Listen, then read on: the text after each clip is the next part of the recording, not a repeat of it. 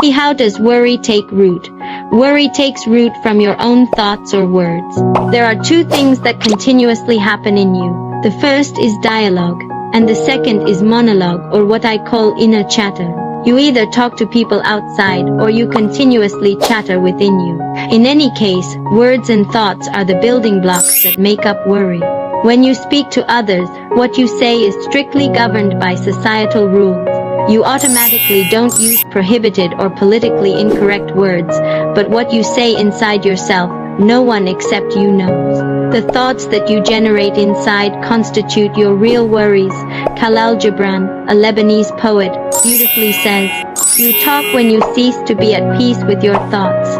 And our very verbalization is because we are not able to handle ourselves peacefully within us. It is like this. There is a continuous current of chatter happening in you 24 hours a day, 7 days a week. From this current, a few spikes rise.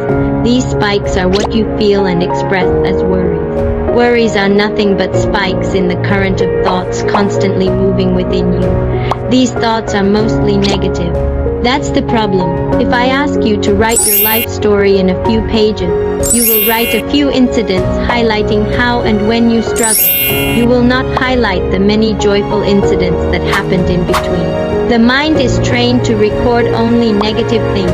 Even when something joyful happens, you remember only the moment when it ended, never the moments when you felt joy. Because even when you are at the peak of joy, you are always worrying about when the joy will end. The mind is trained from a very young age to think that life moves from one worry to the other, or from one pain to another, never from one joy to another. In a classroom, the teacher found that one boy was sitting with a very sad face. She asked him, "What happened? Why do you look so worried?" The boy said, "It's my parents. My dad works all day to provide good clothes and an excellent education for me. He buys me anything I want.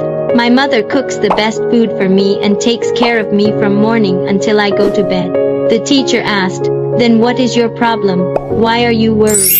The boy replied, "I am afraid they may run away." The mind has a clear identity only with pain, never with joy. That is why recalling even joyful moments becomes painful. Joy never gets recorded as thoughts, but pain does. That's why our internal recordings are always negative thoughts. Joy is like a blank recording. For example, if your entire life is like a time shaft, on that shaft the joyful moments are simply empty spaces.